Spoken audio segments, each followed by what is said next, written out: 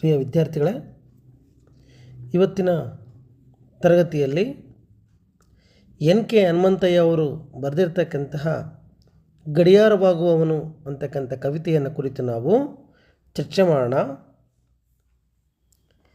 NK Hanumanthaiah ಅವರು ತುಮಕೂರು ಜಿಲ್ಲೆಯ ತಿಪಟೂರು ತಾಲೂಕಿನ ನಾಗರಘಟ್ಟ ಅಂತಕ್ಕಂಥ ಗ್ರಾಮದವರು. ಇವರ ಕಾಲ 1974ರಿಂದ 2010ರವರೆಗೂ ಕೂಡ ನಮ್ಮ ನಡುವೆ ಜೀವಿಸಿದ್ದಂಥವರು. ಕಿರಿಯ ವಯಸ್ಸಿನಲ್ಲಿಯೇ ಅಗಲಿದ ಬರಹಗಾರ ಇವರು. ಕನ್ನಡ ಸಾಹಿತ್ಯದಲ್ಲಿ ಬೆಂಗಳೂರು ವಿಶ್ವವಿದ್ಯಾಲಯದಿಂದ ಸ್ನಾತಕೋತ್ತರ ಪದವಿಯನ್ನು ಪಡೆದಿದ್ದಾರೆ. ಕನ್ನಡ ಸಾಹಿತ್ಯದಲ್ಲಿ NK ಅಂತಲೇ ಇವರು ಚಿರಪರಿಚಿತರಾಗಿರ್ತಕ್ಕಂಥದ್ದನ್ನು ನಾವಿಲ್ಲಿ ಕಾಣಬಹುದು. ಇವರ ಪ್ರಮುಖ ಕೃತಿಗಳು ಅಂತ ನಾವು ಗಮನಿಸಿದಾಗ ಹಿಮದ ಹೆಜ್ಜೆ, ಚಿತ್ರದ ಬೆನ್ನು, ಜಲಸ್ತಂಭ, ಮಾಂಸದಂಗಡಿಯ ನವಿಲು ಹೀಗೆ ನಾವು ಗುರುತಿಸ್ಬೋದು. ಕರ್ನಾಟಕ ಸಾಹಿತ್ಯ ಅಕಾಡೆಮಿ ಪುರಸ್ಕಾರವನ್ನು ಕೂಡ ಶ್ರೀಯುತರು ಪಡೆದಿದ್ದಾರೆ. ಇವತ್ತು ನಾವು ಚರ್ಚೆಗೆ ತೆಗೆದುಕೊಂಡಿರ್ತಕ್ಕಂಥ ಗಡಿಯಾರವಾಗುವವನು ಅಂತಕ್ಕಂಥ ಕವಿತೆ ಅಂತಕ್ಕಂಥದ್ದು NK ಹನುಮಂತಯ್ಯವರು ಬರೆದಿರ್ತಕ್ಕಂತಹ ಮಾಂಸದಂಗಡಿಯ ನವಿಲು ಅಂತಕ್ಕಂತಹ ಕವನ ಸಂಕಲನದಿಂದ ನಾವು ಈ ಕವಿತೆಯನ್ನು ಆರಿಸ್ಕೊಂಡಿರ್ತಕ್ಕಂಥದ್ದು. ಪ್ರಸ್ತುತ ಈ ಕವಿತೆ ಅಂತಕ್ಕಂಥದ್ದು ದಲಿತರು ಮತ್ತು ಬಡವರ ಮೇಲೆ ಈ ಪ್ರಭುತ್ವ ನಡೆಸ್ತಕ್ಕಂಥ ಶೋಷಣೆ, ದಬ್ಬಾಳಿಕೆ, ಅನ್ಯಾಯ, ಅಕ್ರಮಗಳನ್ನು ಇಲ್ಲಿ ಎತ್ತಿ ಹಿಡಿದಿರ್ತಕ್ಕಂಥದ್ದನ್ನು ನಾವಿಲ್ಲಿ ಗಮನಿಸ್ಬೋದು. ಅಷ್ಟೇ ಅಲ್ಲ, ಪ್ರಜಾಪ್ರಭುತ್ವದ ಆಶಯಗಳನ್ನು ಗಾಳಿಗೆ ತೂರಿ ಬಡವರು ಬಡವರಾಗಿಯೇ, ಅಸ್ಪೃಶ್ಯರು ಅಸ್ಪೃಶ್ಯರಾಗಿಯೇ ಉಳಿಯುವಂತಹ ಸನ್ನಿವೇಶವನ್ನು ರೂಪಿಸ್ತಾ ಇರತಕ್ಕಂತಹ ರಾಜಕಾರಣ ಹಾಗೂ ಪರಂಪರೆಯ ವ್ಯವಸ್ಥಿತ ಹುನ್ನಾರಗಳನ್ನು ಶಿಕ್ಷಣದ ಮೂಲಕ ಮೆಟ್ಟಿ ನಿಲ್ತಕ್ಕಂಥ ಆಶಯವನ್ನು ಇಲ್ಲಿ ಕವಿ ವ್ಯಕ್ತಪಡಿಸಿದ್ದಾರೆ.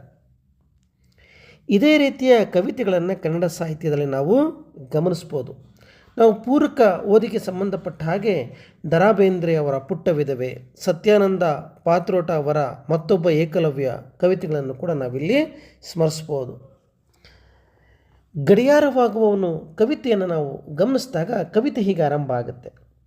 ನನ್ನೂರಿನಲ್ಲಿ ಮಳೆಗಾಳಿ ಬಿಸಿಲಿನೊಳಗೆ ರಸಿಕರು, ಹಾವು ಚೇಳು ಕಳ್ಳರು ಸಲೀಸಾಗಿ ಒಳನುಗ್ಗುವಂತಹ ಮನೆಗಳಿವೆ. ಊರಾಚೆಯ ಒಲಗೇರಿಯ ಬೆಚ್ಚನೆ ಗುಡಿಸಲು ಕೆಡವಿ ಅಲ್ಲೇ ಅಸ್ಪೃಶ್ಯರ ಸ್ಮಾರಕದಂತೆ ಪ್ರಭುಗಳು ಕಟ್ಟಿಸಿಕೊಟ್ಟದ್ದು ನಮ್ಮ ಊರೊಳಗಿನ ಕನಸ ಸುಟ್ಟದ್ದು.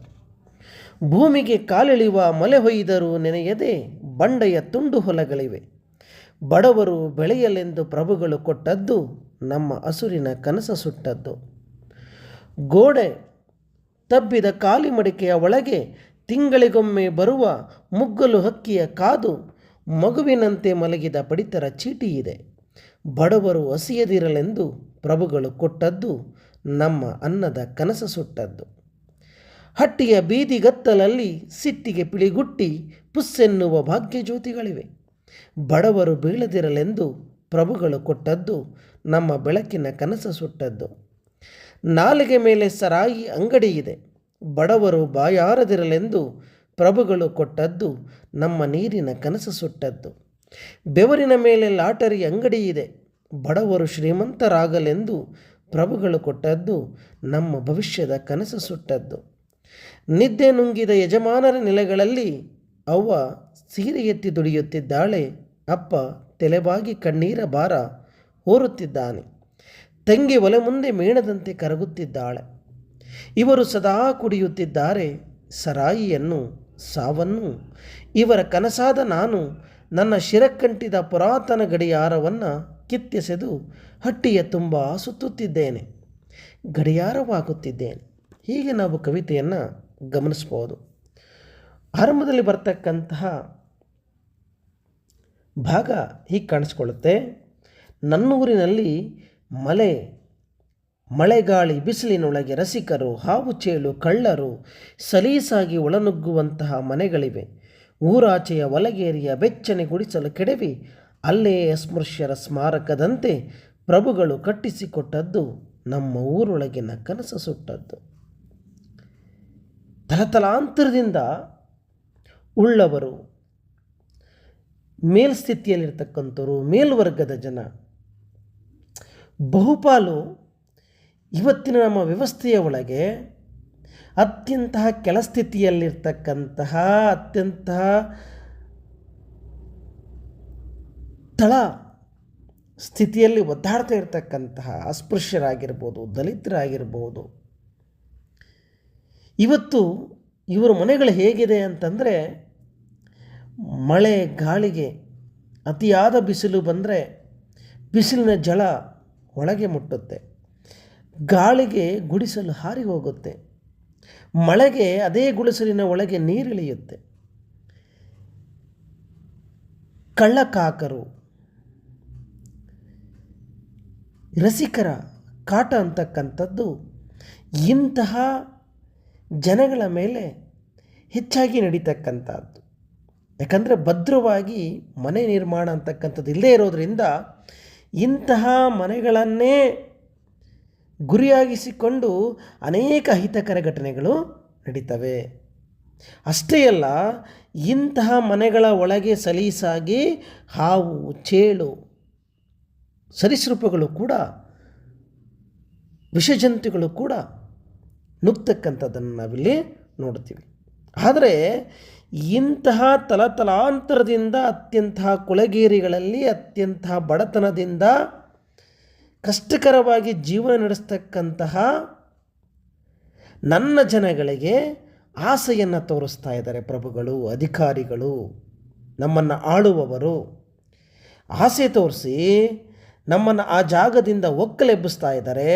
ಅಲ್ಲಿ ನಮಗೆ ಮನೆ ಕಟ್ಟಿಸ್ಕೊಡ್ತೀವಿ ಅಂತಕ್ಕಂಥ ಆಸೆಯನ್ನು ತೋರಿಸಿ ನಾವು ವಾಸ ಮಾಡ್ತಕ್ಕಂಥ ಪ್ರದೇಶದಿಂದ ನಮ್ಮನ್ನು ಒಕ್ಕಲೆಬ್ಬಿಸಿ ಆ ಪ್ರದೇಶಗಳನ್ನು ಆಕ್ರಮಿಸಿಕೊಳ್ತಾ ಇದ್ದಾರೆ, ತಮ್ಮ ವಶಕ್ಕೆ ತೆಗೆದುಕೊಳ್ತಾ ಇದ್ದಾರೆ.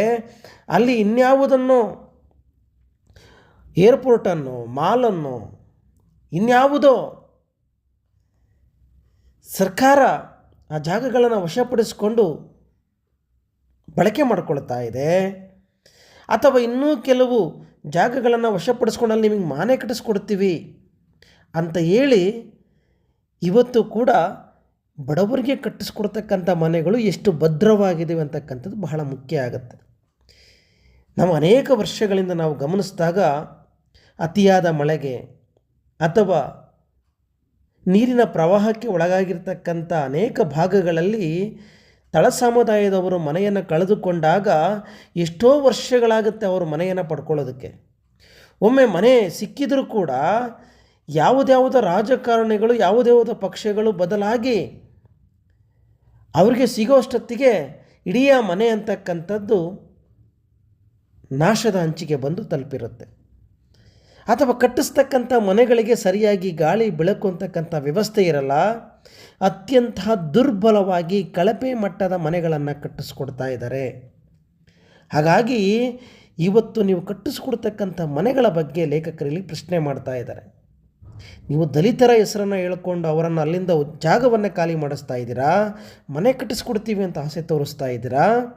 ಆದರೆ ಇವತ್ತು ನೀವು ಕಟ್ಟಿಸ್ಕೊಡ್ತಕ್ಕಂಥ ಮನೆಗಳ ಸ್ಥಿತಿಗಳು ಹೇಗಿದ್ದಾವೆ? ಇವತ್ತು ಎಲ್ಲಿ ನೋಡಿದರೂ ಭ್ರಷ್ಟಾಚಾರ, ಅವನೆಷ್ಟು ತಿಂದ ನಾನೆಷ್ಟು ತಿಂದೆ, ಇದರಲ್ಲೇ ರಾಜಕಾರಣಿಗಳು ಕಚ್ಚಾಡ್ತಾ ಇರತಕ್ಕಂತಹ ಪ್ರಸ್ತುತ ಸಂದರ್ಭದಲ್ಲಿ ಲೇಖಕರು ಪ್ರತಿಯೊಬ್ಬರೂ ಕೂಡ ಆಲೋಚನೆ ಮಾಡ್ತಕ್ಕಂತಹ ನೆಲೆಯಲ್ಲಿ ಪ್ರಶ್ನೆಯನ್ನು ಇಲ್ಲಿ ಎತ್ತತಕ್ಕಂಥದ್ದನ್ನು ನಾವಿಲ್ಲಿ ನೋಡ್ತಾ ಹೋಗ್ತೀವಿ. ಹಾಗಾಗಿ ಇವತ್ತನ್ನು ನಮ್ಮ ಆಳ್ತಕ್ಕಂಥ ಪ್ರಭುಗಳು, ಆಳುವವರು, ಅಧಿಕಾರಿಗಳು ಇಲ್ಲ ಸಲ್ಲದ ಆಸೆಗಳನ್ನು ತೋರಿಸಿ ನಮ್ಮ ಊರಿನಲ್ಲಿ ನಮ್ಮ ಕನಸುಗಳನ್ನು ಜೀವಂತವಾಗಿ ಸುಟ್ಟು ಹಾಕಿದರು. ನಮ್ಮ ಮನೆಗಳು ಇರೋ ಮನೆಗಳನ್ನೇ ಕಸಿದುಕೊಂಡ್ರು. ಒಳ್ಳೆ ಮನೆಗಳನ್ನು ಕಟ್ಟಿಸ್ಕೊಡ್ತೀವಿ ಅಂತಕ್ಕಂಥ ಆಸೆಯನ್ನು ತೋರಿಸಿ ದುರ್ಬಲವಾಗಿರ್ತಕ್ಕಂತಹ, ಸರಿಯಾದ ವ್ಯವಸ್ಥೆ ಇಲ್ಲದೆ ಇರತಕ್ಕಂತಹ, ಊರಿನಿಂದ ಬಹುದೂರ ಇರತಕ್ಕಂತಹ ಮನೆಗಳನ್ನು ಕಟ್ಟಿಸಿ ನಮ್ಮನ್ನು ಊರಿನಿಂದ ಹೊರಗೆ ನೀವೇನು ಮಾಡ್ತಾ ಇದ್ದೀರಾ, ಅಟ್ತಾ ಇದ್ದೀರಾ, ನಮ್ಮನ್ನು ಕಳಿಸ್ತಾ ಇದ್ದೀರಾ ಅಂತಕ್ಕಂತಹ ಮಾತುಗಳನ್ನು ಈ ಭಾಗದಲ್ಲಿ ಹೇಳ್ತಾರೆ. ಮುಂದುವರೆದು, ಭೂಮಿಗೆ ಕಾಲಿಳಿವ ಮಲೆ ಹೊಯ್ದರೂ ನೆನೆಯದೆ ಬಂಡೆಯ ತುಂಡು ಹೊಲಗಳಿವೆ. ಬಡವರು ಬೆಳೆಯಲೆಂದು ಪ್ರಭುಗಳು ಕೊಟ್ಟದ್ದು ನಮ್ಮ ಹಸುರಿನ ಕನಸು ಸುಟ್ಟದ್ದು. ಅಷ್ಟೇ ಅಲ್ಲ, ನಮಗೆ ಭೂಮಿ ಕೊಡ್ತೀವಿ, ಉಳುವವನೇ ಭೂಮಿಯ ಒಡೆಯ ಅಂತಕ್ಕಂತಹ ಕಾಯ್ದೆ ಅನೇಕ ಬಡ ಸಮುದಾಯಗಳಿಗೆ ಒಂದು ಆಶಾಕಿರಣವಾಗಿ ಕಾಣಿಸ್ಕೊಳ್ತು. ಕರ್ನಾಟಕದಲ್ಲಿ ಬಹಳ ಸದೃಢವಾಗಿ ದೇವರಾಜ ಅರಸರವರ ಕಾಲದಲ್ಲಿ ಕಾನೂನು ಬಿಗಿಯಾಗಿ ಅನೇಕ ಜನಗಳಿಗೆ ಹೊಲಗಳು ಸಿಗ್ತಾವೆ. ಆದರೆ ಇವತ್ತಿಗೂ ಕೂಡ ನೀವು ಕೊಡ್ತಾ ಇರ್ತಕ್ಕಂತಹ ಹೊಲಗಳು, ಅವುಗಳ ಫಲವಂತಿಕೆ ಹೇಗಿದೆ, ಆ ಹೊಲಗಳು ಎಲ್ಲಿದ್ದಾವೆ? ಕೆಲವರು ಪ್ರಾಮಾಣಿಕವಾಗಿ ಕೆಲಸ ಮಾಡ್ತಕ್ಕಂಥ ಅಧಿಕಾರಿಗಳು ಅಥವಾ ರಾಜಕಾರಣಿಗಳು, ಕೆಲವರಿಗೆ ನೀವು ಒಳ್ಳೆಯದನ್ನು ಮಾಡಿರ್ಬೋದು, ಅದರ ಪ್ರಮಾಣ ಅಂತಕ್ಕಂಥದ್ದು ಬಹಳ ಕಡಿಮೆ. ಇವತ್ತು 95%ಗಿಂತ ಹೆಚ್ಚು ಪ್ರಮಾಣದಲ್ಲಿ ಇವತ್ತು ಈ ವ್ಯವಸ್ಥೆ ಭ್ರಷ್ಟಾಚಾರದ ಕೂಪದಲ್ಲಿ ಮುಳುಗಿ ಹೋಗಿದೆ. ಇವತ್ತಿಗೂ ನೀವು ಬಡವರಿಗೆ ಜಮೀನನ್ನು ಕೊಡ್ತೀವಿ, ಹೊಲವನ್ನು ಕೊಡ್ತೀವಿ ಅಂತ ಆಸೆಯನ್ನು ತೋರಿಸಿ ಅವರನ್ನು ನೀವು ಬೆತ್ತಲುಗೊಳಿಸ್ತಾ ಇದ್ದೀರಾ. ಭಾವಚಿತ್ರಗಳನ್ನು ಅವರ ಜೊತೆಗೆ ತೆಗೆಸ್ಕೊಂಡು ಪತ್ರಿಕೆಗಳಲ್ಲಿ, ಮಾಧ್ಯಮಗಳಲ್ಲಿ ನಾವು ಅವರಿಗೆ ಸಹಾಯ ಮಾಡಿದ್ವಿ ಅಂತೇಳಿ ನೀವು ಪ್ರಚಾರವನ್ನು ಗಿಟ್ಟಿಸ್ಕೊಂಡು ಹೋಗ್ತಾ ಇದ್ದೀರಾ. ಆದರೆ ಇವತ್ತು ನೀವು ಬಡವರ ಹೆಸರಲ್ಲಿ, ದಲಿತರ ಹೆಸರಲ್ಲಿ, ಅಸ್ಪೃಶ್ಯರ ಹೆಸರಲ್ಲಿ ಕೊಡ್ತಕ್ಕಂತಹ ಮನೆಗಳು ಅಥವಾ ಹೊಲಗಳು ಯಾವ ಸ್ಥಿತಿಯಲ್ಲಿದ್ದಾವೆ, ಅವುಗಳ ಗುಣಮಟ್ಟ ಏನು ಅಂತಕ್ಕಂಥದ್ದನ್ನು ಇವತ್ತು ಯಾರು ಕೂಡ ಚರ್ಚೆಗೆ ತರ್ತಾ ಇಲ್ಲ. ಅದನ್ನು ಯಾರು ಕೂಡ ಪ್ರಸ್ತಾಪವನ್ನು ಕೂಡ ಮಾಡ್ತಾ ಇಲ್ಲ.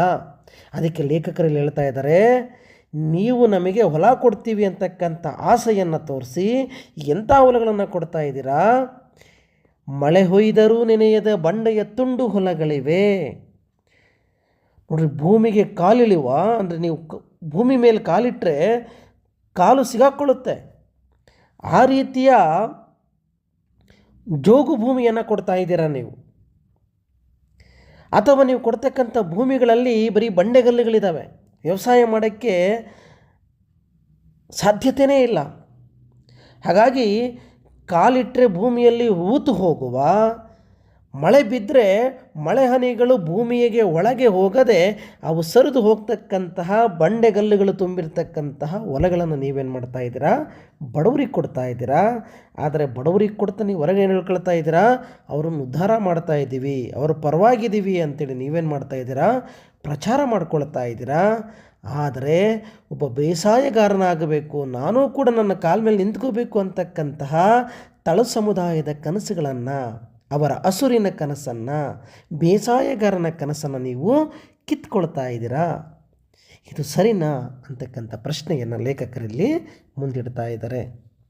ಪ್ರತಿಯೊಬ್ಬರು ಕೂಡ ತಮ್ಮನ್ನು ತಾವು ಸ್ವವಿಮರ್ಶೆ ಮಾಡ್ಕೊಳ್ತಕ್ಕಂತಹ ದಾಟಿಯಲ್ಲಿ, ಪ್ರತಿಯೊಬ್ಬರು ತಮ್ಮನ್ನು ಪ್ರಶ್ನೆ ಮಾಡ್ಕೊಳ್ತಕ್ಕಂತಹ ದಾಟಿಯಲ್ಲಿ ಲೇಖನ ಅಂತಕ್ಕಂಥದ್ದು, ಈ ಕವಿತೆ ಅಂತಕ್ಕಂಥದ್ದು ಚರ್ಚೆ ಆಗ್ತಕ್ಕಂಥದ್ದನ್ನು ನಾವಿಲ್ಲಿ ಗಮನಿಸುವುದು. ಮುಂದಿನ ಭಾಗ ಹೀಗಿದೆ: ಗೋಡೆ ತಬ್ಬಿದ ಖಾಲಿ ಮಡಿಕೆಯ ಒಳಗೆ ತಿಂಗಳಿಗೊಮ್ಮೆ ಬರುವ ಮುಗ್ಗಲು ಹಕ್ಕಿಯ ಕಾದು ಮಗುವಿನಂತೆ ಮಲಗಿದ ಪಡಿತರ ಚೀಟಿ ಇದೆ. ಬಡವರು ಹಸಿಯದಿರಲೆಂದು ಪ್ರಭುಗಳು ಕೊಟ್ಟದ್ದು ನಮ್ಮ ಅನ್ನದ ಕನಸು ಸುಟ್ಟದ್ದು. ಇವತ್ತು ನೀವು ಕೊಡ್ತಕ್ಕಂತಹ ಏನು ರೇಷನ್ ಇದೆ, ಇವತ್ತು ಬಿಲೋ ಪಾವರ್ಟಿ ಲೈನ್, ಬಡತನದ ರೇಖೆಯಲ್ಲಿರ್ತಕ್ಕಂಥವರಿಗೆ ನೀವು ಇವತ್ತು ಪಡಿತರ ಚೀಟಿಯನ್ನು ಕೊಡ್ತಾ ಇದ್ದೀರಾ, ಆಹಾರ ಸಾಮಗ್ರಿಗಳನ್ನು ಕೊಡ್ತಾ ಇದ್ದೀರಾ. ಇವತ್ತು ಅನೇಕ ರಾಜಕಾರಣಿಗಳು ಅವರ ಹಿಂಬಾಲಕರಿಗೆ, ಅಧಿಕಾರಿಗಳು ಅವರ ಹಿಂಬಾಲಕರಿಗೆ ನೀವು ಕಳ್ಳ ದಾರಿಯಲ್ಲಿ ಏನು ಮಾಡ್ತಾ ಇದ್ದೀರಾ? ರೇಷನ್ ಕಾರ್ಡ್ಗಳನ್ನು ಕೊಡ್ತಾ ಇದ್ದೀರಾ. ಇವತ್ತು ಎಷ್ಟೋ ಆರ್ಥಿಕವಾಗಿ ಸಾಮರ್ಥ್ಯವಿರ್ತಕ್ಕಂತಹ ಜನಗಳಿಗೆ ನೀವು ಪಡಿತರ ಚೀಟಿಯನ್ನು ಕೊಡ್ತಾ ಇದ್ದೀರಾ. ಇವತ್ತು ಕರ್ನಾಟಕದಲ್ಲಿ ಸುಮಾರು 7 ಕೋಟಿ ಜನಸಂಖ್ಯೆಯಲ್ಲಿ 1.25 ಕೋಟಿ ಜನಸಂಖ್ಯೆ ಇವತ್ತು ಪಡಿತರ ಚೀಟಿಯನ್ನು ಪಡೆದಿದೆ. ಇದರಲ್ಲಿ ಪ್ರಾಮಾಣಿಕವಾಗಿ ಹಾಗಾದರೆ ಎಷ್ಟು ಜನಕ್ಕೆ ಸಿಗಬೇಕಾಗಿತ್ತು?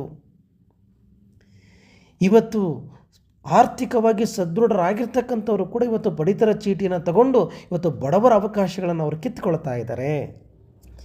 ಅದಷ್ಟೇ ಅಲ್ಲದೆ ಇವತ್ತು ನೀವು ಕೊಡ್ತಕ್ಕಂತಹ ಪಡಿತರ ಚೀಟಿಯಲ್ಲಿ ಕೊಡ್ತಕ್ಕಂತಹ ರಾಗಿ, ಅಕ್ಕಿ, ಜೋಳ ಅವುಗಳ ಗುಣಮಟ್ಟ ಹೇಗಿದೆ? ಇವತ್ತು ಮುಗ್ಗುಗಟ್ಟಿರ್ತಕ್ಕಂತಹ ದವಸ ಧಾನ್ಯಗಳನ್ನು ಕೊಡ್ತಾ ಇದ್ದೀರಾ. ಆದರೆ ಹೊರಗಡೆಗೆ ನಾವು ಇಷ್ಟು ಕೆ ಜಿ ಅಕ್ಕಿ ಕೊಟ್ವಿ, ರಾಗಿ ಕೊಟ್ವಿ ಅಂತೇಳಿ ಪ್ರಚಾರ ಮಾಡ್ಕೊಳ್ತಾ ಇದ್ದೀರಾ. ಯಾರ ಹೆಸರು ಹೇಳ್ಕೊಂಡು? ಬಡವರ ಹೆಸರನ್ನು, ದಲಿತರ ಹೆಸರನ್ನು, ಅಸ್ಪೃಶ್ಯರ ಹೆಸರನ್ನು ಹೇಳ್ಕೊಂಡು ನೀವು ಹೊರಗಡೆಗೆ ಪ್ರಚಾರ ಮಾಡ್ಕೊಳ್ತಾ ಇದ್ದೀರಾ. ಆದರೆ ನಮಗೆ ಕೊಡ್ತಾ ಇರ್ತಕ್ಕಂಥ ಆಹಾರ ಸಾಮಗ್ರಿಗಳು ಕಳಪೆಯ ಸಾಮಗ್ರಿಗಳು, ಮನುಷ್ಯ ತಿನ್ನೋದಕ್ಕೆ ಸಾಧ್ಯ ಇಲ್ಲದೆ ಇರತಕ್ಕಂಥವು, ಅತ್ಯಂತ ಕಲುಷಿತವಾಗಿರ್ತಕ್ಕಂತಹ, ಹುಳ ಹಿಡಿದಿರ್ತಕ್ಕಂತಹ ದವಸ ಧಾನ್ಯಗಳನ್ನು ಕೊಟ್ಟು ನೀವು ಹೊರಗಡೆಗೆ ನಮಗೆ ಸಹಾಯ ಮಾಡಿದ್ದೀವಿ ಅಂತೇಳಿ ಪ್ರಚಾರ ಮಾಡ್ಕೊಳ್ತಾ ಇದ್ದೀರಾ. ಇದು ಸರಿನಾ? ಪ್ರತಿ ತಿಂಗಳು ನೀವೇನು ಮಾಡ್ತಾ ಇದ್ದೀರಾ? ಪಡಿತರ ಚೀಟಿ ಕೊಡ್ತಾ ಇದ್ದೀರಾ. ಆದರೆ ತಿಂಗಳಿಗೊಮ್ಮೆ ಕೊಡ್ತಕ್ಕಂತಹ ಆಹಾರ ಧಾನ್ಯಗಳ ಗುಣಮಟ್ಟ ಹೇಗಿದೆ? ಅತ್ಯಂತ ಕಳಪೆ ಮಟ್ಟದಲ್ಲಿದೆ. ಸರಿಯಾದ ವ್ಯಕ್ತಿಗಳನ್ನು ಆಯ್ಕೆ ಮಾಡಿ ಇವತ್ತು ಬರೀ ಕರ್ನಾಟಕ ಸರ್ಕಾರ ಒಂದೇ ಇವತ್ತು 3 ಲಕ್ಷ ಕೋಟಿ ಆದಾಯವನ್ನು ಸಂಗ್ರಹ ಮಾಡುತ್ತೆ ವಾರ್ಷಿಕವಾಗಿ. ಅದನ್ನು ಸರಿಯಾಗಿ ಸದ್ವಿನಿಯೋಗವನ್ನು ಮಾಡಿದ್ದೇ ಆದರೆ ಇವತ್ತು ನೀವು ಎಂತಹ ಗುಣಮಟ್ಟದ ಸಾಮಗ್ರಿಗಳನ್ನು ಇಂತಹ ಬಡ ಜನರ ಮನೆಯ ಬಾಗಿಲಿಗೆ ಮುಟ್ಟಿಸ್ಬೋದು. ಇವತ್ತಿಗೂ ನಮ್ಮ ಸರ್ಕಾರಿ ಶಾಲೆಗಳು ಇವತ್ತು ಮಳೆಗೆ ಗಾಳಿಗೆ ಬೀಳ್ತಾ ಇದ್ದಾವೆ. ಇವತ್ತು ಅತ್ಯಂತ ಬಡತನದಲ್ಲಿರ್ತಕ್ಕಂತಹ ಹಳ್ಳಿಗಾಡಿನ ಜನರಾಗಿರಬಹುದು, ಅತ್ಯಂತ ಬಡತನದಲ್ಲಿ ವಾಸ ಮಾಡ್ತಕ್ಕಂಥ ನಗರದಲ್ಲಿರ್ತಕ್ಕಂಥ ಜನರು ಇವತ್ತು ತಮ್ಮ ಮಕ್ಕಳಿಗೆ ಓದಿಸೋದಕ್ಕೆ ಇವತ್ತು ಕಷ್ಟವನ್ನು ಬೀಳ್ತಾ ಇದ್ದಾರೆ. ಇವತ್ತು ಆರೋಗ್ಯಕ್ಕಾಗಿ ಬಹಳ ಕಷ್ಟವನ್ನು ಬೀಳ್ತಾ ಇದ್ದಾರೆ. ಆದರೆ ಇವತ್ತು ಸರ್ಕಾರಗಳು ನಡೆಸ್ತಾ ಇರತಕ್ಕಂತಹ ಇವತ್ತು ಆಸ್ಪತ್ರೆಗಳು ಯಾವ ಸ್ಥಿತಿಗೆ ಹೋಗ್ತಾ ಇದ್ದಾವೆ. ಇವತ್ತು ಸರ್ಕಾರಿ ಶಾಲೆಗಳು ಇವತ್ತು ಎಲ್ಲ ಕಡೆಗೂ ಮುಚ್ಚುವ ಹಂತವನ್ನು ತಲುಪ್ತಾ ಇದ್ದಾವೆ. ಇವತ್ತು ಖಾಸಗೀಕರಣ ಅಂತಕ್ಕಂಥದ್ದು ವಿಜೃಂಭಿಸ್ತಾ ಇದೆ. ಇವತ್ತು ಅನೇಕ ರಾಜಕಾರಣಿಗಳು, ಅಧಿಕಾರಿಗಳು ಇವತ್ತು ಆರೋಗ್ಯ ಶಿಕ್ಷಣದಲ್ಲಿ ಬಂಡವಾಳವನ್ನು ಹೂಡಿ ಸರ್ಕಾರಿ ಸ್ವಾಮ್ಯದ ಅನೇಕ ಸಂಸ್ಥೆಗಳನ್ನು ಮುಚ್ತಾ ಇದ್ದಾರೆ. ಇಂಥ ಹೊತ್ತಲ್ಲಿ ಕೆ ಹನುಮಂತಯ್ಯ ಅವರು ಪ್ರಶ್ನೆ ಮಾಡ್ತಾ ಇದ್ದಾರೆ, ನೀವು ಕೊಡ್ತಕ್ಕಂಥ ಮನೆಗಳು ಹೇಗಿದ್ದಾವೆ, ಅದರ ಗುಣಮಟ್ಟ ಹೇಗಿದೆ? ನೀವು ಕೊಡ್ತಕ್ಕಂಥ ಹೊಲದ ಗುಣಮಟ್ಟ ಹೇಗಿದೆ? ನೀವು ಕೊಡ್ತಕ್ಕಂಥ ಪಡಿತರ ಚೀಟಿಯ ಆಹಾರ ಧಾನ್ಯಗಳ ಗುಣಮಟ್ಟ ಹೇಗಿದೆ? ಆದರೆ ಇವುಗಳ ಗುಣಮಟ್ಟವನ್ನು ನೀವು ಸುಧಾರಿಸದೆ, ಸರಿಯಾಗಿ ಕೊಡದೆ ನೀವು ಏನು ಮಾಡ್ತಾ ಇದ್ದೀರಾ ಅಂತಂದರೆ ನಮ್ಮ ಕನಸನ್ನು ಸುಡ್ತಾ ಇದ್ದೀರಾ. ಊರೊಳಗಿನ ಕನಸು ಸುಡ್ತಾ ಇದ್ದೀರಾ, ಹಸುರಿನ ಕನಸು ಸುಡ್ತಾ ಇದ್ದೀರಾ, ನಮ್ಮ ಅನ್ನದ ಕನಸನ್ನು ನೀವು ಸುಡ್ತಾ ಇದ್ದೀರಾ. ಇದು ಸರಿನಾ ಅಂತಕ್ಕಂಥ ಪ್ರಶ್ನೆಯನ್ನು ಮಾಡ್ತಾ ಇದ್ದಾರೆ. ಮುಂದುವರೆದು, ಅಟ್ಟಿಯ ಬೀದಿಗತ್ತಲಲ್ಲಿ ಸಿಟ್ಟಿಗೆ ಪಿಳಿಗುಟ್ಟಿ ಪುಸ್ಸೆನ್ನುವ ಭಾಗ್ಯಜ್ಯೋತಿಗಳಿವೆ. ಬಡವರು ಬೀಳದಿರಲೆಂದು ಪ್ರಭುಗಳು ಕೊಟ್ಟದ್ದು, ನಮ್ಮ ಬೆಳಕಿನ ಕನಸು ಸುಟ್ಟದ್ದು. ಇವತ್ತು ಬಡವರು ಬೆಳಕಲ್ಲಿರಬೇಕು ಅಂಥೇಳಿ ಭಾಗ್ಯಜ್ಯೋತಿ ಹೆಸರಲ್ಲಿ ನೀವು ವಿದ್ಯುತ್ತನ್ನು ಕೊಡ್ತಾ ಇದ್ದೀರಾ. ಬಡವರು, ನಿರ್ಗತಿಕರು, ಬಹಳ ಕಷ್ಟದಲ್ಲಿ ವಾಸ ಮಾಡ್ತಕ್ಕಂಥವರು, ಕತ್ತಲಲ್ಲಿರಬಾರ್ದವರು ಬೆಳಕಲ್ಲಿರಬೇಕು. ಆದರೆ ನೀವು ಕೊಡ್ತಕ್ಕಂಥ ವಿದ್ಯುತ್ತಿನ ಸಾಮರ್ಥ್ಯ ಹೇಗಿದೆ? ಮನೆಯಲ್ಲಿ ಬಲ್ಬ್ಗಳು ಹುರಿತಾವ? 24 ಗಂಟೆ ನಿಮ್ಮ ವಿದ್ಯುತ್ ಅಂತಕ್ಕಂಥದ್ದು ಸಿಗ್ತಾ ಇದೆಯಾ? ಇವತ್ತು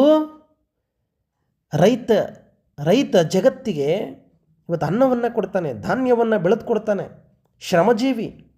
ಆದರೆ ಇವತ್ತು ರೈತನಿಗೆ ಒಂದು ಸರಿಯಾಗಿರ್ತಕ್ಕಂಥ ಮಾರುಕಟ್ಟೆ ವ್ಯವಸ್ಥೆಯನ್ನು ಮಾಡಿಕೊಟ್ಟಿಲ್ಲ ನಾವು. ಹೊಟ್ಟೆಗೆ ತಿಂತಕ್ಕಂತಹ ಸೊಪ್ಪನ್ನು, ತರಕಾರಿಗಳನ್ನು ಇವತ್ತು ರೋಡಲ್ಲಿ ಇಟ್ಕೊಂಡು ಮಾರ್ತಾ ಇದ್ವಿ ನಾವು. ಇವತ್ತು ಕಾಲಿಗೆ ಹಾಕೊಳ್ತಕ್ಕಂತಹ ಚಪ್ಪಲಿಗಳನ್ನು, ಶೂಗಳನ್ನು AC ರೂಮಲ್ಲಿಟ್ಟು ಮಾರ್ತಾ ಇರ್ತಕ್ಕಂಥ ಪರಿಸ್ಥಿತಿ ನಿರ್ಮಾಣ ಆಗಿದೆ ಇವತ್ತು ಜಗತ್ತಲ್ಲಿ. ಒಂದು ಕಾಲಕ್ಕೆ ಹಳ್ಳಿಗಳಲ್ಲಿ ಬಾಯಾರಿ ಹೋದರೆ ಮಜ್ಜಿಗೆಯನ್ನು ಕೊಡ್ತಾ ಇದ್ದಾರೆ. ಇವತ್ತು ಬಾಟಲ್ಗಳಲ್ಲಿ ನೀರನ್ನು ಇಟ್ಟು ಹಣಕ್ಕಾಗಿ ಮಾರಾಟ ಮಾಡ್ತಕ್ಕಂಥ ಸ್ಥಿತಿಗೆ ತಲುಪಿದ್ದಾವೆ. ಇವತ್ತು ಇಡೀ ಪರಿಸರ ಅಂತಕ್ಕಂಥದ್ದು ಹಾಳಾಗ್ತಾ ಇದೆ. ಇಷ್ಟೆಲ್ಲ ಅವ್ಯವಸ್ಥೆ ಅಂತಕ್ಕಂಥದ್ದು ಅಪ್ರಾಮಾಣಿಕರಿಂದ ತುಂಬಿರ್ತಕ್ಕಂಥದ್ದು.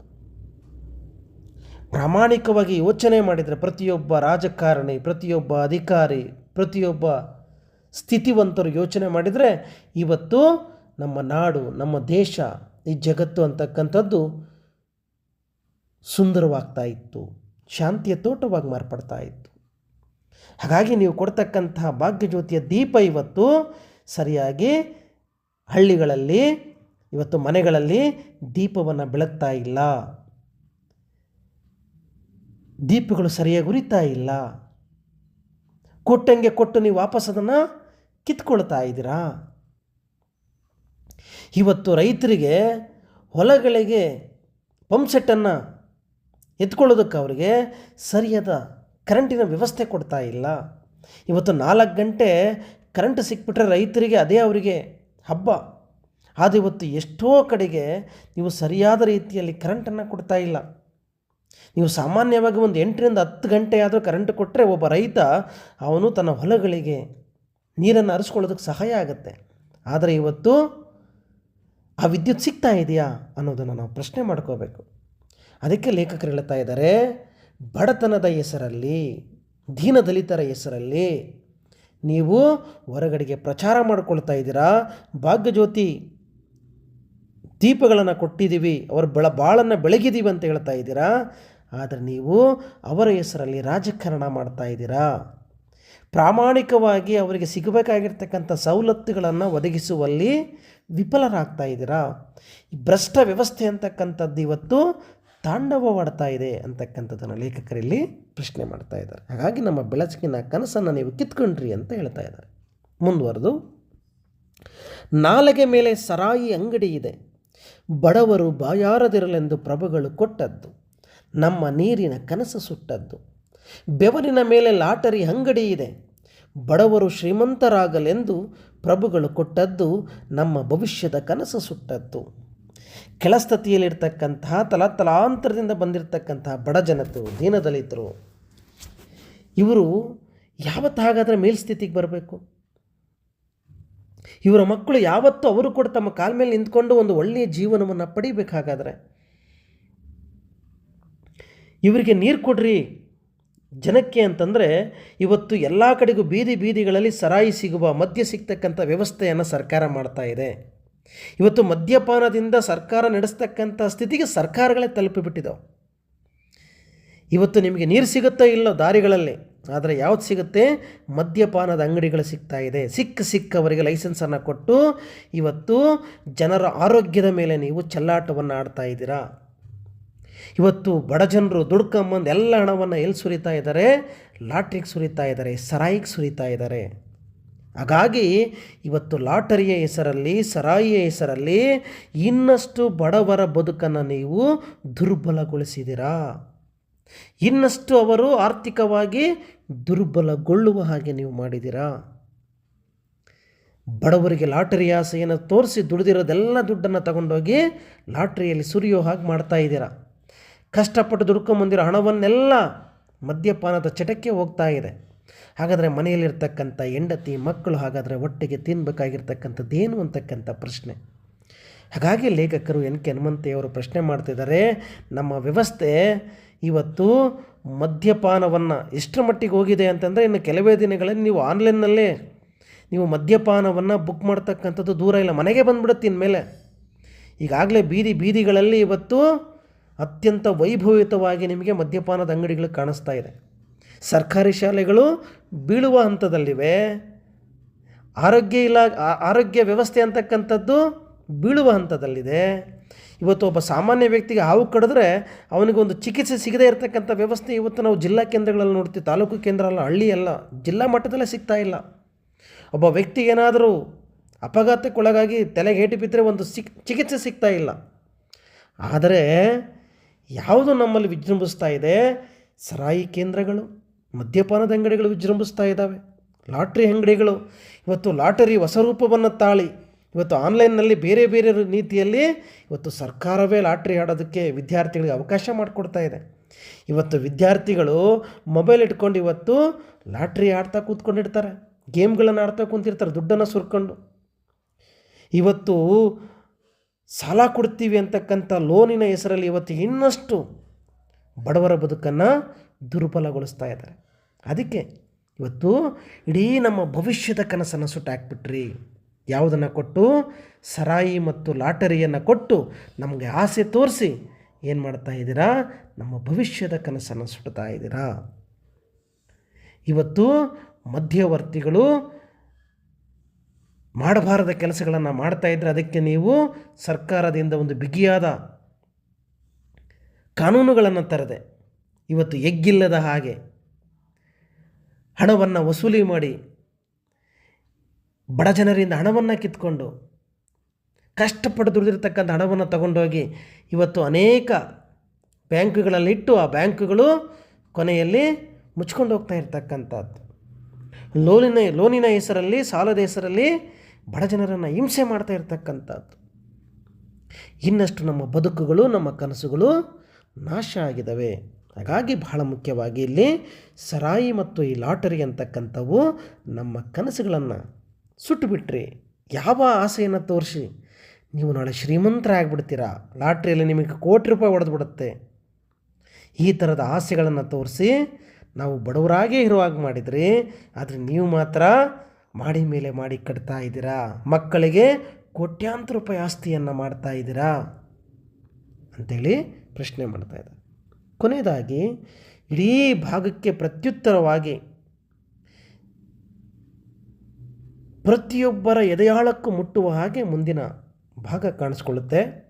ನಿದ್ದೆ ನುಂಗಿದ ಯಜಮಾನರ ನೆಲೆಗಳಲ್ಲಿ ಅವ್ವ ಸೀರೆ ಎತ್ತಿ ದುಡಿಯುತ್ತಿದ್ದಾಳೆ, ಅಪ್ಪ ತಲೆಬಾಗಿ ಕಣ್ಣೀರ ಭಾರ ಹೊರುತ್ತಿದ್ದಾನೆ, ತಂಗಿ ಒಲೆ ಮುಂದೆ ಮೇಣದಂತೆ ಕರಗುತ್ತಿದ್ದಾಳೆ.